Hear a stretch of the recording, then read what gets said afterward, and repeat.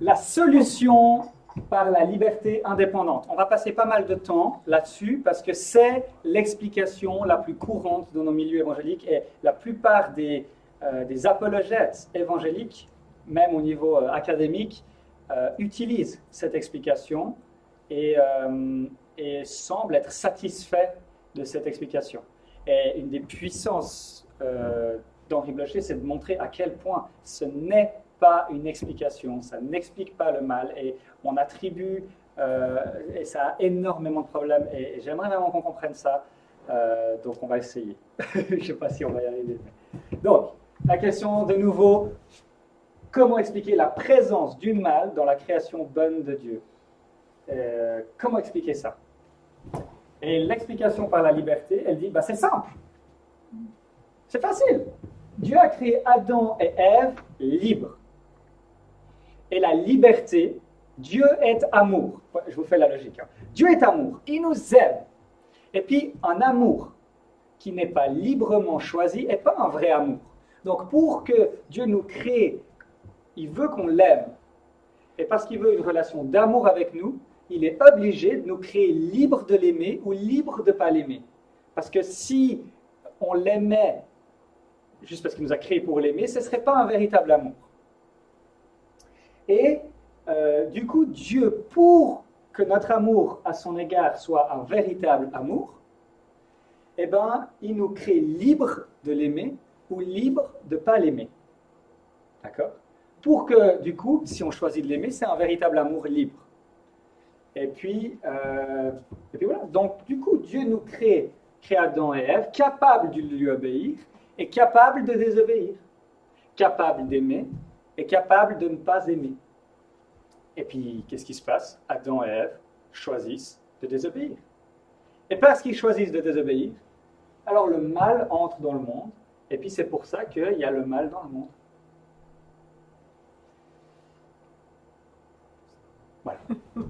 Et puis on pense avec ça qu'on a tout expliqué. Le problème, il y en a beaucoup de problèmes. Dieu ne nous a pas créés libres de l'aimer ou libres de ne pas l'aimer. Il nous a créés pour le glorifier, l'aimer plus que tout. Ce n'est pas un choix qu'il donne à Adam et Ève. À Adam et Ève, on se rappelle, il lui dit, voilà, profite de tout le jardin et mange pas de cet arbre. Il ne lui dit pas, tu as le choix de m'aimer ou de ne pas m'aimer. Si Dieu disait à Adam et Ève, tu as le choix de m'aimer ou de ne pas m'aimer, pourquoi Dieu enverrait pour l'éternité en enfer les gens qui ont choisi de ne pas l'aimer? Mais si j'avais le choix, puis que mon choix était libre, pourquoi je suis puni si je ne choisis pas de faire ce que tu voulais? Oui, ça ne marche absolument pas. Donc ça, c'est un gros problème. Et puis, premier problème, Dieu ne nous a pas créés libres de l'aimer ou de ne pas l'aimer. Il nous a fait la grâce de nous créer avec une liberté créée.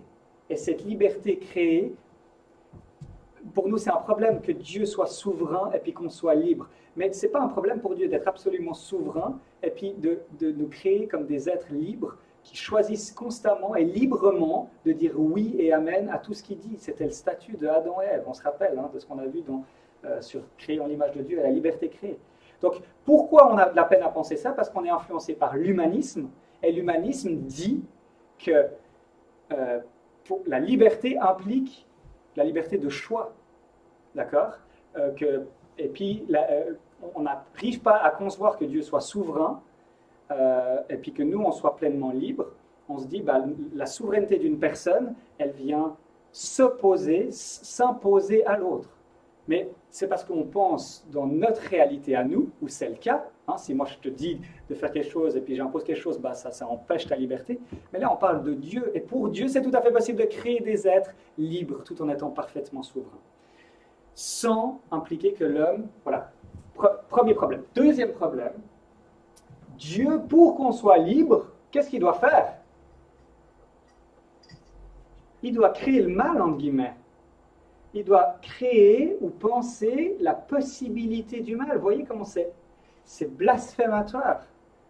Dieu est obligé, pour créer des êtres vraiment libres, de créer la possibilité du mal. Et ça, on ne se rend pas compte, mais à quel point c'est horrible.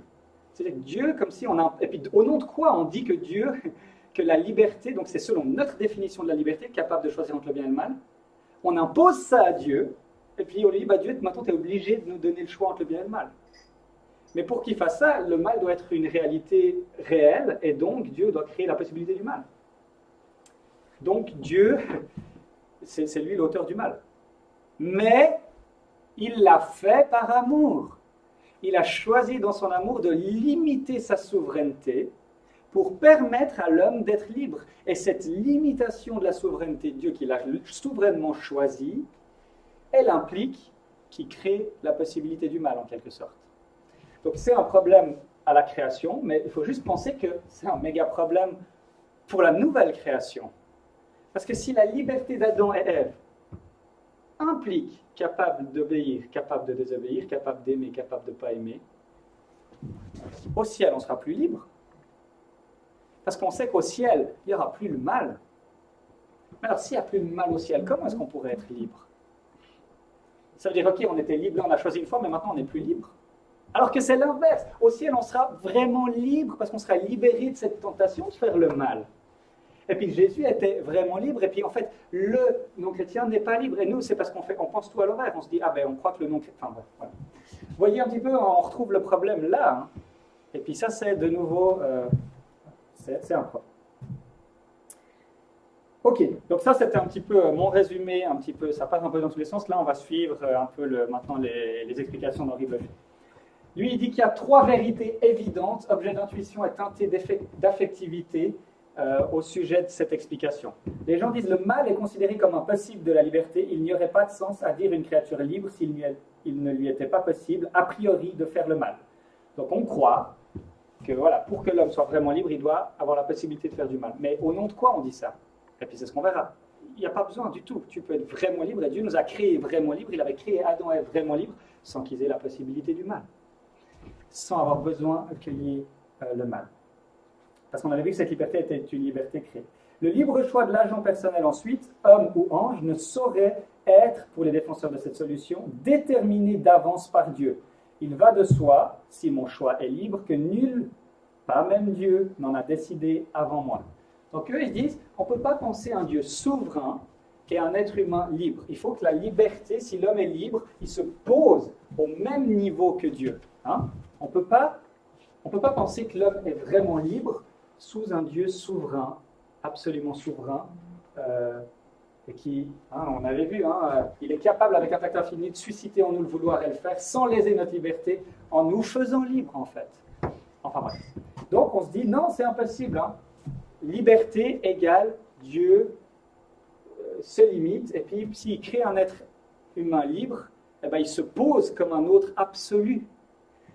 Dieu ne peut rien faire pour contrer la liberté de l'homme, parce qu'il a voulu les choses ainsi. Vous voyez? Ça, c'est un des principes qu'on a. Donc, nombreux sont ceux parmi les avocats de la solution par la liberté qui voudraient concilier l'indépendance du libre arbitre et la toute-puissance de Dieu. L'idée médiatrice semble lumineuse. C'est celle du retrait volontaire de Dieu, de l'auto-limitation divine. Dieu pourrait déterminer tout ce qui arrive, mais ne le fait pas. Librement, il se retire pour que sa créature soit, surtout pour que sa créature libre soit libre. Je dois tromper dans le sens. Ok, et puis troisièmement, la liberté prenant rang de valeur très prisée, sinon de valeur suprême, indispensable à une relation d'amour. Il était bon que Dieu prenne le risque de créer des agents libres. Dieu le devait s'il voulait être aimé, ce qui n'est possible que librement. Vous voyez, on retourne cette espèce de présupposé pour que l'amour soit véritable, il présuppose cette liberté. Et Dieu prend le risque. Hein, Dieu, on ne peut pas lui en vouloir à Dieu qu'il y ait le mal. Hein? Parce qu'il nous aime, donc il s'est dit, mais ok, ça vaut la peine parce qu'il y en a dans tous ces êtres humains qui vont me choisir. Donc ça vaut la peine de prendre, on va prendre le risque. Ça vaut le coup, on ne sait jamais. Donc il prend le risque, mais il ne peut même pas forcément savoir le nombre de ceux qui vont choisir, hein, vu que cette liberté de l'homme est indépendante. Bon, c'est tellement blasphématoire comme idée, mais donc Dieu il nous aime tellement qu'il a pris le risque. Mais à quel prix, purée? On se demande où est la bonté toute bonne de Dieu. Mais voilà, il a pris le risque, par amour. Donc, enfin voilà, il croit que dans cette vision, on croit que c'est super cette explication. Donc voilà, le retrait de Dieu. Et puis là, hein, le problème, il ne faut pas croire que ça c'est... Peut-être vous êtes convaincu de ça, puis vous allez repartir en vous disant que ce sera l'explication que je vais choisir. J'espère pas, mais c'est possible. Hein. Parce que si vous le faites, il y a de grands théologiens qui sont de votre côté, hein, des C.S. Lewis, des Francis Schaeffer, énormément d'incroyables théologiens, c'est cette explication qu'ils donnent. Et puis elle semble satisfaire, et puis elle correspond à notre époque, parce que la liberté, c'est une valeur ultime dans notre culture. Mais de nouveau, hein, j'espère que c'est clair que c'est limite blasphématoire. Dieu n'est plus Dieu ultimement, parce qu'il a créé des êtres libres, et cette liberté, elle se pose comme un petit Dieu. Donc, Henri Blocher, quels sont les apports? Qu'est-ce qu'il va dire dans cette vision? Qu'est-ce qu'on peut retirer? Et Blocher valide que le péché est le fait d'un mésusage de la liberté de l'homme. D'accord? On a vu que Dieu a créé Adam et Ève libres. Mais cette liberté, c'était une liberté créée. Adam et Ève, ils avaient constamment, tout le temps, envie d'obéir joyeusement et volontairement à Dieu. Donc Dieu a créé l'homme pas comme un pantin ou une marionnette, parce qu'il sait faire ça, c'est pas un problème pour lui, véritablement libre. Mais Adam et Ève, parce qu'ils étaient créés très bons, n'avaient qu'une seule envie, c'était toujours obéir à Dieu. Vous vous souvenez hein, de ça. Et puis c'est clair que le péché rentre, parce que Adam et Ève, au lieu d'utiliser cette liberté qu'ils ne pouvaient, entre guillemets, que utiliser pour dire oui et amen à Dieu, en fait, ce qui est incompréhensible, c'est qu'ils aient utilisé cette liberté qu'ils avaient pour désobéir. Donc, c'est vraiment par un mauvais usage de cette liberté que Adam et Ève ont péché pour la première fois. Donc ça, c'est vrai, et puis on doit le dire, parce que la Bible le dit. Et puis aussi, le mal est lié au vouloir, au cœur de l'homme. Hein. Et les prophètes rattachent les prophètes particulièrement mettent en cause la liberté. Il appelle les gens à se repentir et les hommes ne se repentent pas. Et il invite les êtres humains à choisir, à user de leur liberté pour mettre leur foi en lui. Donc on n'enlève pas du tout la notion de liberté. Et puis deuxièmement, Blocher valide que Dieu n'est jamais l'auteur du mal. Alors l'avantage avec cette vision, c'est qu'on croit, en tout cas en apparence, que Dieu n'est pas du tout responsable du mal. Et puis on peut excuser Dieu. Hein, vous voyez, parce qu'on dit, le mal, il est là, c'est pas à cause de Dieu, c'est à cause de l'homme, c'est lui qui a choisi le mal. Et puis c'est toi, dans ton quotidien, qui choisis le mal. Puis ça, c'est un côté pas complètement faux. Mais si on remonte à l'origine, on a vu qu'on associe quand même à Dieu le mal. Donc, déficit maintenant. Cette idée d'auto-limitation de Dieu, que Dieu choisit par amour de limiter sa souveraineté pour permettre que la créature soit libre, c'est une idée païenne qui n'a absolument pas sa place dans une pensée chrétienne quelconque et qui ne surgit nulle part dans l'Écriture. Dieu devrait se retirer d'une sphère très large pour laisser l'homme libre. Hein, les gens ils disent, alors il y a plusieurs vivants, il y a des gens qui disent « Ah mais Dieu, il contrôle, mais en général, mais pas dans les détails. » D'accord ? Mais si on voulait vraiment que Dieu se retire, en fait, il devrait carrément ne plus avoir aucune affaire avec quoi que ce soit dans le monde. Parce qu'un moindre détail peut changer la face du monde. Et il donne l'exemple de Cléopâtre et Marc-Antoine. Si Cléopâtre s'il n'était pas tombé amoureux d'elle, s'il ne l'avait pas trouvée jolie, donc peut-être un détail de son visage, hein, le nez de Cléopâtre, ça aurait changé la face du monde. Il y a des petits détails de l'histoire. Donc, comment Dieu peut limiter sa souveraineté? Jusqu'où il la limite? Parce que si un petit détail comme ça peut changer l'univers, toute l'histoire du monde, on a l'impression qu'il ne mesure pas les gens qui affichent. Pourquoi est-ce que Dieu ne pourrait pas déterminer la liberté? On a vu, on pose en principe Dieu ne peut pas créer des êtres libres et puis tout en étant souverain, puis on l'a vu, le mystère de la liberté créée, c'est tout à fait possible pour Dieu, il n'y a aucune contradiction là, c'est un mystère de lumière. On serait des pantins si Dieu n'était pas Dieu.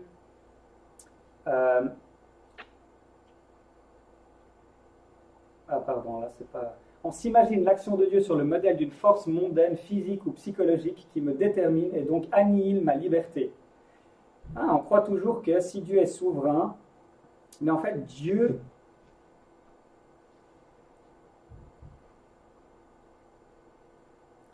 le modèle de Dieu, la souveraineté de Dieu, elle n'est pas comme dans notre monde.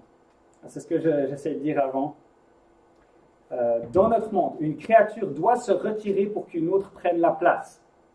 D'accord ? Une force mondaine, une physique ou psychologique, déterminant Mon choix annihile ma liberté. Dans notre expérience, si quelqu'un décide à ma place, je ne suis plus libre.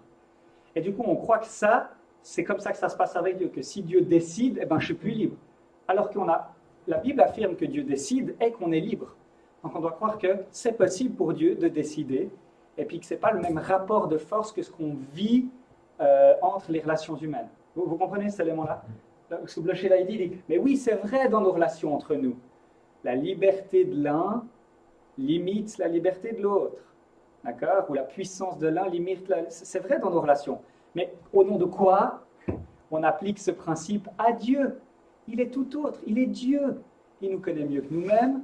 Il contrôle absolument tout. Ce n'est pas un problème pour lui de nous créer, d'être totalement souverain et de nous créer dans une véritable liberté.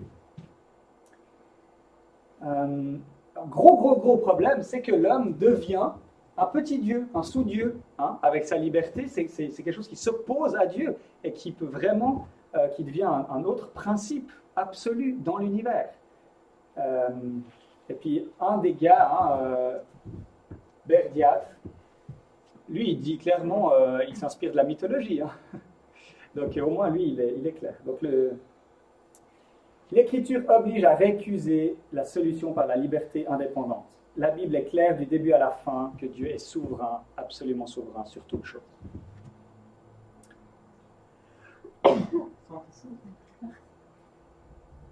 Donc, on aime bien cette théorie parce que c'est en accord avec notre définition de la liberté humaine, et puis ça vient nous réconforter dans le fait que l'être humain est l'élément décisif et qu'il est aux commandes de sa vie. Et puis ça s'oppose à la Bible parce que la Bible ne dit pas que l'être humain est libre. En fait, elle nous dit que l'être humain est esclave après la chute, il est esclave du péché. On n'est pas libre mais esclave du péché, Jean 8, 34, Romains 6, 17. On est dans cette situation, c'est comme si Dieu nous dit mais choisis la vie, mais on ne peut pas parce qu'on est esclave. Donc c'est ça, la liberté, c'est une liberté esclave. Et on est libre. On est toujours libre. L'homme va choisir, mais il va toujours choisir selon son cœur mauvais, et il va jamais choisir Dieu du coup, parce qu'il n'aura jamais envie de choisir Dieu. Donc, c'est une liberté esclave. C'est le libre arbitre déterministe. C'est-à-dire que l'être humain va toujours, pourquoi j'ai mis ça? J'avais pas besoin de mettre ça. Va toujours choisir en accord avec sa volonté, mais sa volonté, elle sera toujours corrompue par le péché, il n'aura jamais envie de choisir Dieu et ce qui est bien. Mais il agit librement, donc c'est un libre arbitre esclave, le serf arbitre, donc il va faire des choix, mais libre selon sa volonté, mais il ne pourra jamais faire le choix. Bon. Et le mal intégré par implication aux ingrédients de l'être. On est obligé d'avoir le mal pour que l'être humain soit vraiment libre. Et ça, c'est un gros problème dans cette pensée. Le dernier point, la dernière solution, c'est la solution par la dialectique. Alors, c'est assez compliqué, cette idée de dialectique, c'est que finalement, on a... c'est l'idée du oui et du non. À la croix, Dieu dit oui à l'être humain en Jésus et il dit non, il punit le péché dans le monde. Donc c'est tout et puis c'est l'idée que la dialectique entre ce oui et ce non, entre ce bien et ce mal, ça crée un mouvement. Et puis, grâce à ce mouvement, on va de l'avant. Donc ça, c'est un peu pour ça que j'ai imagé avec des lignes comme ça, où on a toujours le mal et le bien qui sont dans un espèce de combat entre le chaos et le cosmos. Il y a ce combat, est-ce que Dieu va être victorieux au-dessus du chaos? Et puis ce combat entre le néant et Dieu, ça crée un mouvement, ça crée la vie, plus ou moins. J'ai mis les notes, ceux qui veulent lire. Mais... le gros problème de ça, c'est que du coup le mal n'est pas du tout mal.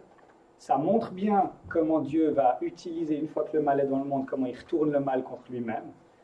Mais et puis en fait voilà, ça pose un gros problème sur Dieu a tout créé bon, la bonté de Dieu, etc. Donc on touche ces vérités. Ok.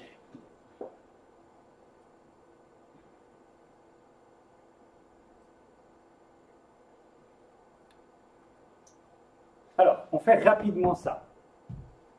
L'échec des 3 explications du mal proposé et puis les points d'accord et le désaccord de chaque solution avec l'écriture. Donc Henri Blocher, une fois qu'il a parcouru tout ça, et puis dans le livre, là je vous fais ça, c'est un peu du bricolage comme je le fais, mais dans le livre, Henri Blocher prend à chaque fois des représentants de ça, puis il résume leurs pensées, puis il explique bien dans les détails en étant fidèle à ce qu'ils disent, enfin voilà, pour créer cette typologie de ce qui a été dit. Puis à la fin, voilà un petit peu les points d'accord avec les positions que nous ne suivons pas. Donc, avec les thomistes, donc ceux qui expliquent solution par l'ordre universel, on apprend des thomistes que le mal n'est pas une substance, qu'il n'existe pas par lui-même, mais peut se définir toujours comme la privation d'un bien, d'où une certaine affinité avec le néant, le mal tend à détruire. Avec la solution par la liberté, comme on l'a vu, on est d'accord que le mal entre dans le monde par un mauvais usage de la liberté de l'homme, et que c'est elle qui a posé, introduit dans le monde, et il ne peut provenir d'aucune autre source, d'accord? Donc c'est vraiment l'homme qui choisit de pécher. Et là, on est d'accord. Accord avec les dialectiques, nous concédons volontiers aux dialectiques que le mal, suprêmement représenté par le crime du calvaire, entre dans le dessein de Dieu et sert la réconciliation, car cela est vrai, bibliquement attesté. Ensuite, les désaccords. Avec toutes les visions, Henri Blocher dit qu'on aménuise le mal. Le mal est plus si mal. Dans chacune des visions, plus ou moins, on relativise le mal. Particulièrement et puis là, si vous voudrez lire les citations, il fait un lien avec la tentation du prophète, du roi et du prêtre.